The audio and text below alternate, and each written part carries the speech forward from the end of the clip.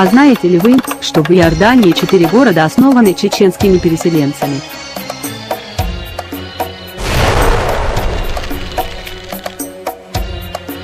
Зака, административный центр Мухафазы Эзерка, расположен в 20 километрах от иорданской столицы. Город возник из небольшого поселения, основанного в 1902 году чеченскими переселенцами. Название города с арабского переводится как «синий», что совпадает с названием притока реки Иордан.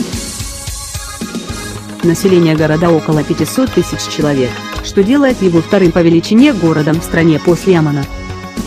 Зака – крупный промышленный центр, в котором находится почти 50% производственных предприятий Иордании.